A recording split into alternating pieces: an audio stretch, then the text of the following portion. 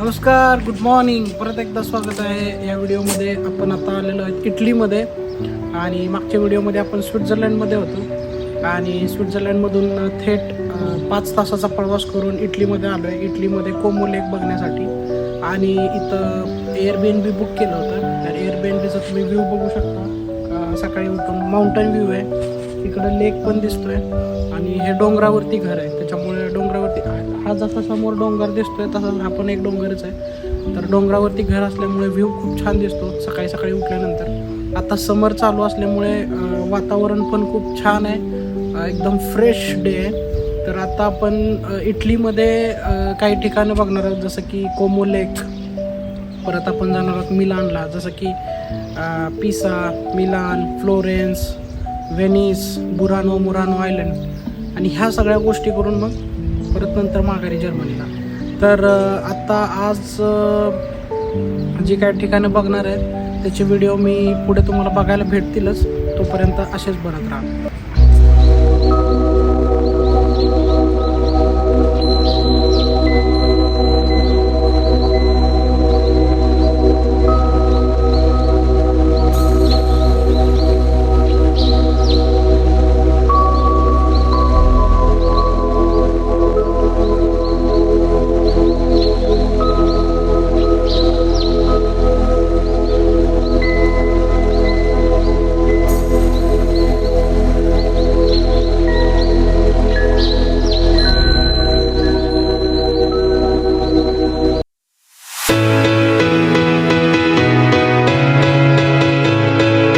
इटलीमध्ये हा पहिला दिवस आहे. आम्ही आलेलो इथं बेलाजिओ आयलंड बघायला जायचं आहे. तर कोमो लेकपासून जवळ आहे. कोमो लेकपासूनच एक बोट पकडायला लागते. तर आता आम्ही हॉटेलपासून जवळपास एक अर्ध्या तासाच्या अंतरावरती इथं आलेलो आहे कोमो लेकच्या इथं. आणि तिथून बोट पकडून मग ते बेलाजिओ आयलंडला जाणार. तिथं तो आयलंडमध्ये छान घरं आहेत तिथं बघायला वगैरे आणि खूप मस्त आयलंड आहे ते. तिथं गेल्यानंतर काही व्हिडिओज मी काढेनच, तुम्हाला ते पुढं बघायला भेटतीलच. तर बघूयात आपण. तर आता आपण बेलाजिओ आयलंडला जाणार आहे. तर बघू शकता बेलाजिओ आयलंड तिथे आहे आणि त्यासाठी आपल्याला तिकीट काढून जावं लागतं. ही अशी बोट येते बेलाजिओ आयलंडला जायला. आणि आत्ता आपण आहोत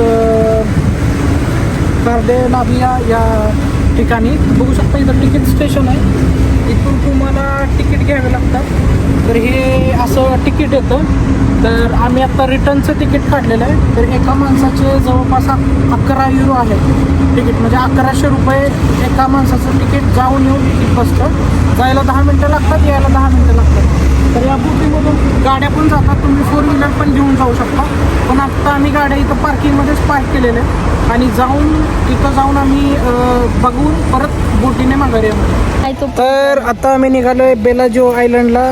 बोटीमधून बसून काकूंना स्वित्झर्लंडपेक्षा छान वाटतं इथं. खुश आहेत खूप इटलीमध्ये. छान वाटते. मम्मीला पण खूप खुश वाटतंय स्वित्झर्लंड. काय म्हणता काकू, 1100 रुपये तिकीट आहे फक्त 10 मिनिटासाठी जायला. असं देत होतं काय, एन्जॉय करायचं म्हटलं. काळजी करू नका, तेजसकडे लय पैसा आहे. मग काय, जाऊन रिटर्न यायचंय. ती बोट आहे पाठीमागं बघू शकता. ह्या बोटीमधून जायचंय. ह्या कार पण जातात. ह्या कार लाईनसाठीच थांबलेले आहेत तिकडे जायला. तर सगळे बसलेले आहेत वाट बघत, वैतागलेत सगळे. पण जायला लागतंय कारण लाईफ टाईम ऑपॉर्च्युनिटी आहे. पहिल्यांदा सगळे आलेत इटलीला, त्याच्यामुळं परत पुढे गेल्यानंतर पण आपण बरेच काही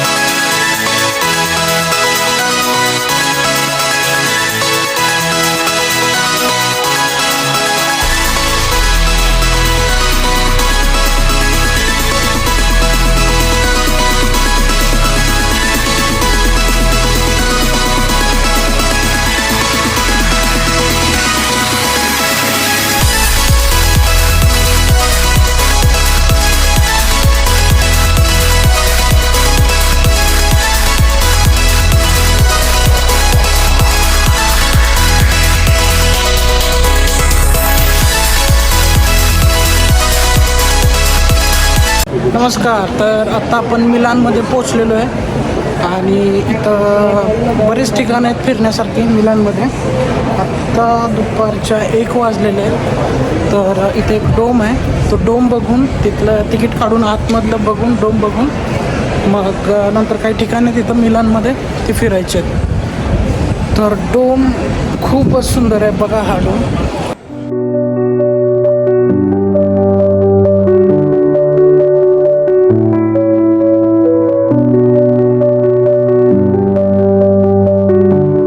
त्याच्या इटालियन ॲक्सेंटमध्ये काहीतरी होऊन जाऊ दे. मला एवढं देतं बोला तिकीट आहे एवढंच. तर आता आपण डोमच्या समोर आहोत आणि जर तुम्ही माझा पहिला ब्लॉग बघितला असेल तर मी या ठिकाणी पहिलं येऊन गेलो होतो. साधारणपणे जवळपास तीन वर्षापूर्वी जेव्हा मी युनिव्हर्सिटीमध्ये शिकायला होतो. पण आता ह्यावेळी स्पेशल मुवमेंट आहे कारण ह्यावेळेस मी पॅरेंट्सबरोबरती आलेलो आहे आणि जे आम्हाला बघायचं आहे त्यासाठी आम्ही तिकीट काढलेलं आहे. हे जे डोम बघताय पाठीमागे तुम्ही, हे डोम आतून बघण्यासाठी 10 युरो तिकीट आहे.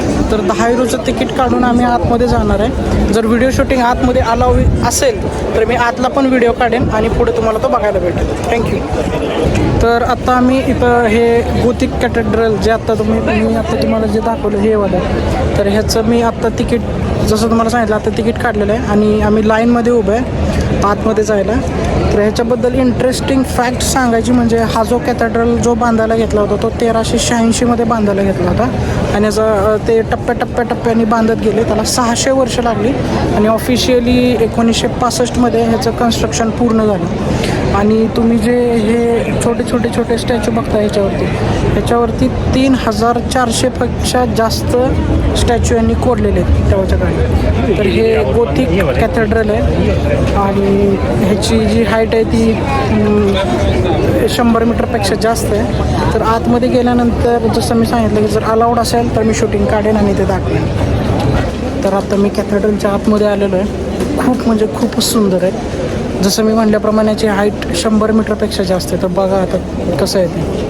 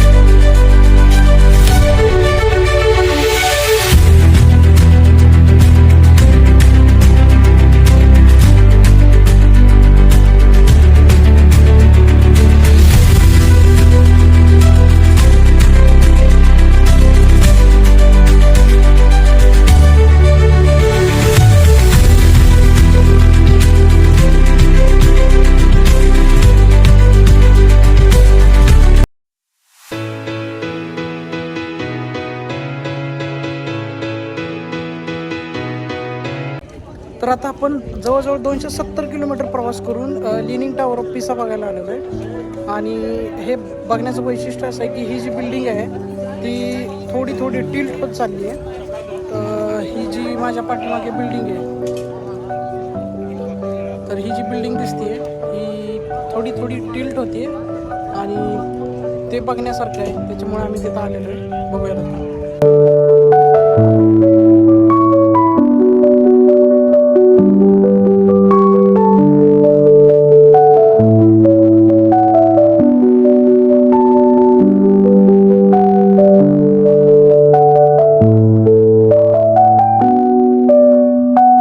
इथे फिरायला जर तुम्ही आलात तर हे असे स्कॅम भरपूर होतात इथं.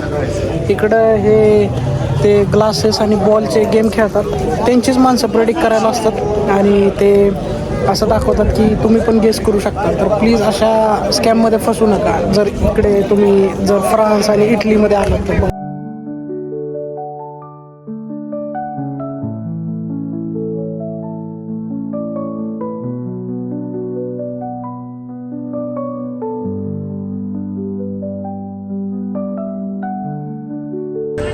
Welcome again. आता आपण पिसामध्ये आलेलो आहोत आणि पिसामध्ये हा जो लिनिंग टॉवर ऑफ पिसा आहे तो बघताय तुम्ही. ह्याचं वैशिष्ट्य असं आहे की हा इसवी सन 1100 बांधायला चालू केला होता आणि जवळपास त्याला 200 वर्ष लागली बिल्ट व्हायला. तो 1300 कंप्लीट झाला बांधून आणि आज जवळपास त्याला 700 ते 800 वर्ष कंप्लीट होतं. आणि तो जो टॉवर आहे तो हळूहळू टिल्ट होतो आहे. सोप्या भाषेत सांगायचं झालं तर हा असा टिल्ट होतो आहे की इंजिनिअरिंग नंतर जशी बरीच पोरांची जशी आयुष्य टिल्ट झाली आणि ते टिल्टच होत चालले त्याप्रमाणे हे टिल्ट होत चालले टॉवर हा. थिंग म्हणजे गोष्ट अशी आहे की हा टिल्ट होतो, लोक ह्याला बघायला येतात. आपल्या बऱ्याच पोरांची जी करिअर आहे ते टिल्ट झाले पण बघायला कोणी येत नाही. तर ज्यांना कोणाला हा पिसा टॉवर बघायचा आहे ते आवश्यक इथं या, बिकॉज हा युनेस्को वर्ल्ड हेरिटेज साईटमध्ये येतो. तर आता आम्ही पुढे जाणार आहोत, तर उद्या आपण बाकीचं बघूया.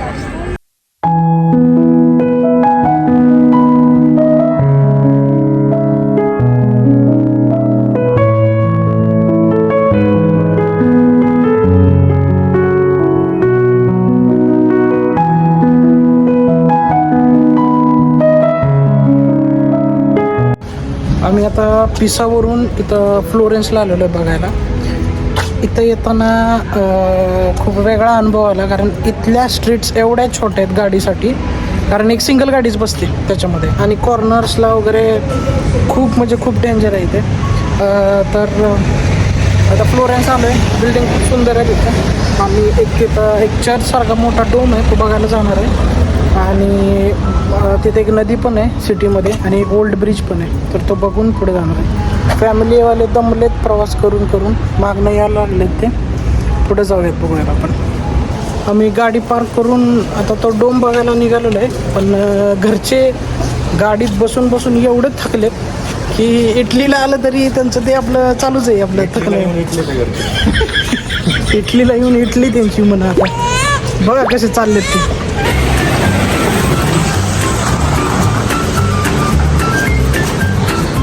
काय काका वैतागलाय का?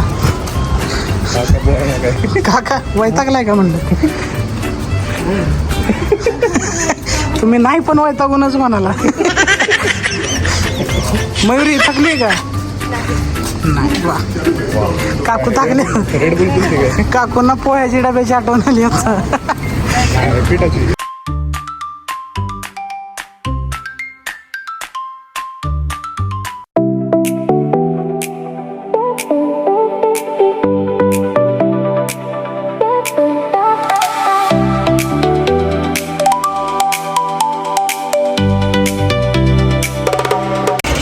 नमस्कार, पुन्हा एकदा आपण आता जसं गाडी पार्क करून चालत इकडं आलेलो आहोत.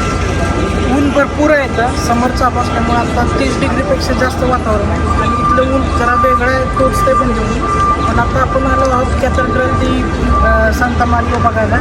इथे तुम्ही फक्त हा जो मोठा डोम आहे तो खूप बघण्यासारखा आहे आणि इथं घरचे आलेले आहेत, फोटोशूट वगैरे चाललेले होतं. आम्ही सिटी पण फिरून बघणार आहोत, तर सध्या हे बघायला आलेलं आहे, तर हे बघून पुढे जाणार आहोत. धन्यवाद.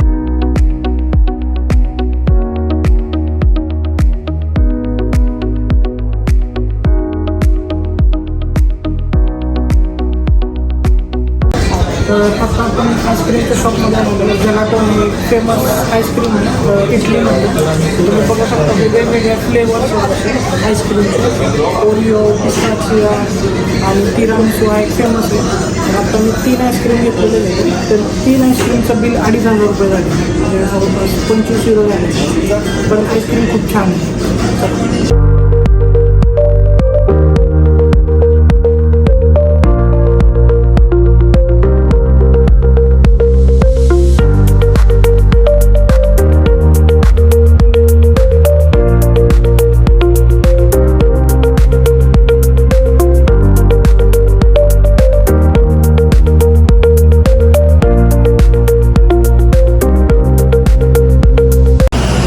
आता आम्ही आराम करून जरा जेवण वगैरे करून आता सनसेट पॉईंट बघायला निघालो आहे आणि एक ब्रिज आहे इथे फ्लोरेन्समध्ये, तो बघायला निघालो आहे. घरचे सगळे वैतागलेत तरी पण चालायला लागतंय. आता 20 मिनटं चालायचं आहे आमच्या हॉटेलपासून ते इथं. तेजा कुठे चाललो आहे आपण? 7 वाजले. हां, दुपारच्या 7 वाजता निघालो आहे, कारण आत्ता जर तुम्ही बघाल संध्याकाळचे 7 वाजलेत आणि आता आम्ही कडक ऊन पडलेले. मॉन्टेवेचिओ म्हणून एक ब्रिज आहे, ओल्ड ब्रिज 1300 शतकात बनलेला. वाह, बराचसा जुना ओल्ड एज टाईप ब्रिज आहे. त्याच्यात एक्सपेन्सिव्ह असे ज्वेलरी शॉप आहेत, ते बघायला चालले आम्ही. हा आमचा गाईड आहे. हा जिकडे जाईल तिकडे आम्ही जाणार आहे. कोणी वॉलेट वगैरे चोरायला आलं की काय आम्ही पास्ता खाणार आहे. वा, कुठला पास्ता खाणार आहेस? पास्ता तेवढंच पास्ता खाणार. जो येईल तो येईल, तो खाणार आहे. आमचा तेजा सगळं खातो, पोर्क वगैरे. व्हेजिटेरियन आहे, व्हेज बनलं आता.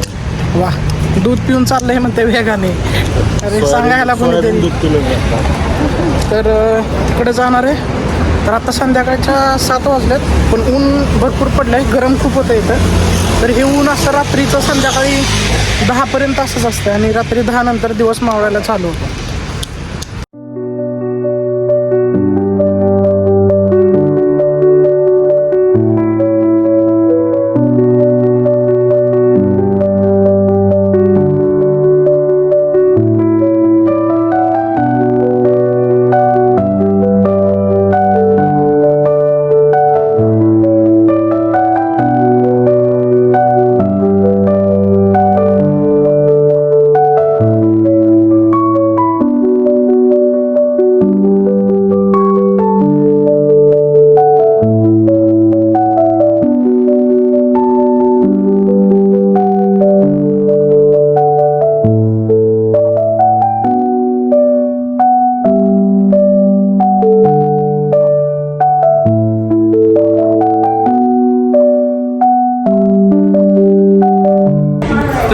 नमस्कार, परत एकदा आपण आलेलो आहोत एका रेस्टॉरंटमध्ये. सध्या फ्लोरेन्समध्येच आहे आपण आणि इथं इटलीचा फेमस, जसं की मी आधीच सांगितलं होतं, तिरामिसू हा फेमस आहे इटलीमध्ये. तर इथं मेन्यू कार्डमध्ये लिहिलं होतं की क्लासिक म्हणून. तर बऱ्याच रेस्टॉरंटमध्ये तिरामिसू भेटतो. जर तुम्ही कधी आला तर तिरामिसू नक्की ट्राय करा इटलीचा. तर ह्या रेस्टॉरंटमध्ये क्लासिक असं लिहिलं होतं म्हणून आम्ही हे ट्राय करतो आहे. तर तुम्ही बघू शकता तिरामिसू कशा प्रकारे येतो. त्याच्यामध्ये वरती चॉकलेट पावडर टाकलेली असते आणि खाली थोडं आईस्क्रीम सारखं असते. तर आम्ही सगळ्यांनी तिरामिसू घेतलं. तर आता आम्ही ट्राय करणार आहे आणि रिएक्शन कसा वाटला मला तिरामिसू? Tiramisu Thums down. नाही आवडला ना? काकू आवडला का तिरामिसू? अजिबात चव कशी होती? गोड होती की कडू होती? कडू. कारल्यापेक्षा कडू होती का? तेजा आमचा काही पण खातो, त्याला काय सगळं चालतंय. आऊ जाऊ.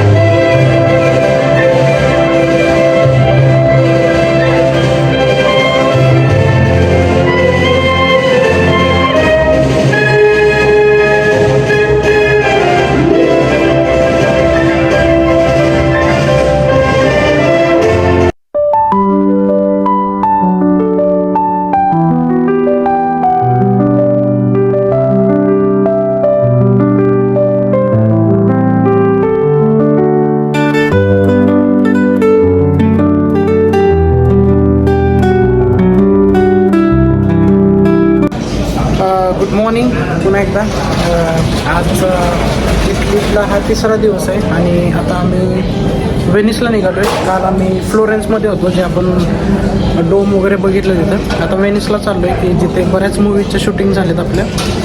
आणि जाता जाता हायवेला, हा जो आहे तो हायवे आहे, हायवेला जाता जाता एक रेस्टॉरंट आहे. तर त्या रेस्टॉरंटमध्ये आता थांबलेलं आहे नाश्ता करण्यासाठी आणि टॉयलेटसाठी.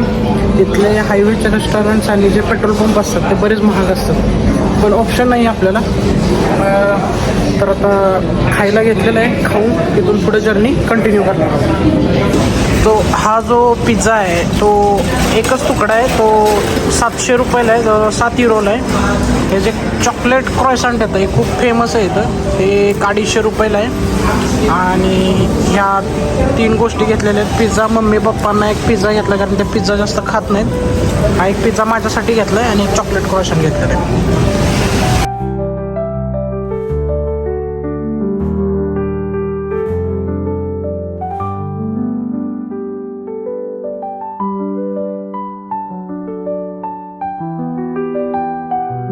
तर आता मी व्हेनिसमध्ये पोचलेलो आहे आणि इथे गाडी पार्किंग केलेली आहे. पार्क हाऊस आहे, 7 किंवा 9 फ्लोअरचं काहीतरी पार्क हाऊस आहे. आमची गाडी सध्या 7व्या फ्लोअरला पार्क केली आहे आणि इथून आता व्हेनिस सिटी बघायला जाणार आहे. आणि तिथून ते 2 आयलंड आहेत, बुरानो आणि मुरानो. तर त्यापैकी एखाद्या आयलंडला व्हिजिट करून मग नंतर संध्याकाळी रूमवर जाणार आहे.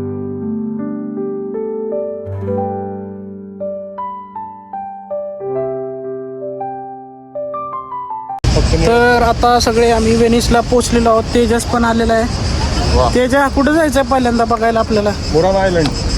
तिकडं कुठं बघतोय? इथं गडबड झाली काय? मुरानो आयलंडला जायचं आपल्याला आता. तिथून पहिले तिकीट काढावं लागेल. तिकीट काढून आपल्याला बोटने जायचं, फेरीने. तिथं 20-20 मिनिटाला एक फेरी असते. तर तिथून आपण मुरानो आयलंड पहिल्यांदा बघून मग इथं व्हेनिसला माघारी येऊन मग इथं गंडोला राईड करणार आहे. त्याच्यामध्ये तुम्हाला एक बोट असते, त्याचे काहीतरी 10 किंवा 15 हजार रुपये तिकीट असतं एका बोटचं आणि ते अर्धा तास फिरवून आणतात. तर नंतर बघूयात आपण त्याचं.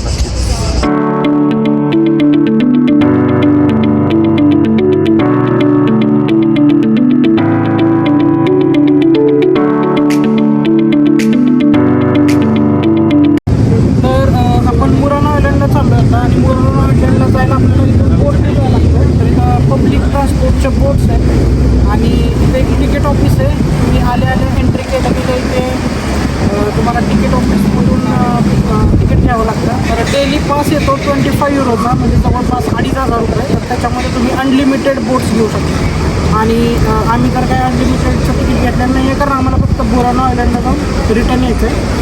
तर एक जायचं तिकीट आहे 9 युरो, म्हणजे जवळपास 900 रुपये आणि परत रिटर्नचे 900 रुपये, म्हणजे असे मिळून आम्हाला 1800 रुपयाचं रिटर्न तिकीट पडलेलं आहे. आणि हे असे तिकीट असतात इथं. हे बोटीमध्ये तिकीट द्यायचे आणि ट्रिप करून मागे यायचे. तर बघूयात आपण, चला.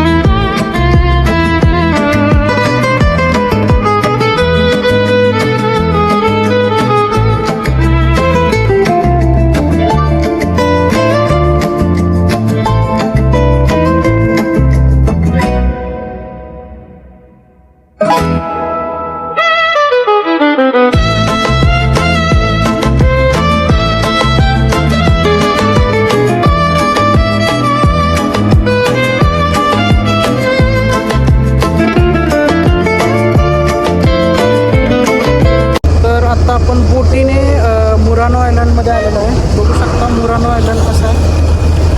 तर इथं मुरानो आयलंडमध्ये घरं आहेत, त्याच्यामध्ये वेगवेगळे कलर्स आहेत घरांना. आम्ही गेल्या वेळेस जे आलो होतो, जर तुम्ही माझे पहिलेचे व्हिडिओ बघितले असतील तर आपण त्यावेळेस मी बुरानो आयलंडला गेलो होतो. पण ह्यावेळेस आम्ही मुरानो आयलंडला आलो आहे, जो की बुरानोपेक्षा जरासं जवळ आहे वेनिस सिटीच्या. तर आमचा आता स्टॉप येणार आहे, तर स्टॉपला आम्ही उतरून पुढचा व्हिडिओ दाखवतो. तर आपण जवळजवळ 20 ते 25 मिनटं प्रवास करून मुरानो आयलंडला आलेलो आहे आणि इथं आपण उतरलेलो आहे. आणि इथं उतरून आपण ही जी छोटं जे बेट आहे ते बेट आपण फिरणार आहोत. तर इथे एक छोटंसं गार्डन आहे, आम्हाला पण माहीत नाही इथं नक्की काय आहे बघायला. तर हे असंच बघत बघत तिथं एक छोटासा पूल आहे, तर सगळे मिळून जाऊन तिथं बघूया. Follow me.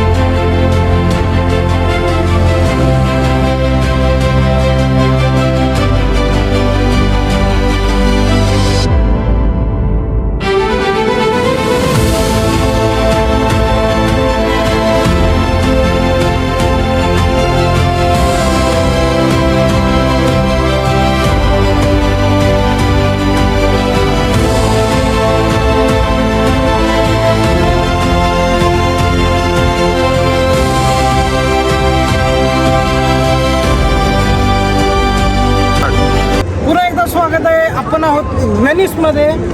व्हेनिस म्हणजे इथे बऱ्याच बॉलिवूड मूवीजचे शूटिंग झाले, जसं मी तुम्हाला सांगितलं.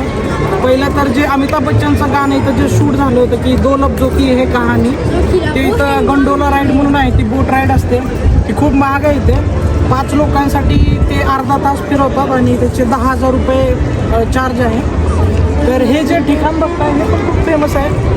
जर तुम्ही बचना है हसीनो हा जर मूवी बघितला असेल आणि त्यातलं जे रणवीर कपूरचं आणि दीपिका पादुकोणचं जे गाणं आहे की खुदा जाने क्यों, तर हे जी पूज आहे रणवीर कपूरची ती इथलीच आहे. हा तो टॉवर आहे, तो गाण्यामध्ये दिसतो. जर सगळ्यांनी ते गाणं बघितलं असेल खुदा जाने के, खूप सुंदर आहे इटली. जर चान्स मिळाला तर नक्की इटलीला या. हा आमचा आजचा लास्ट दिवस होता इटलीमधला. इथं आमची ट्रिप संपलेली आहे. स्वित्झर्लंड केलं, इटली केलं आणि इटलीमध्ये भरपूर ठिकाणं आम्ही बघितली, जसं की पिसा, फ्लोरेन्स, मिलान आणि वेनिस हे लास्ट होतं.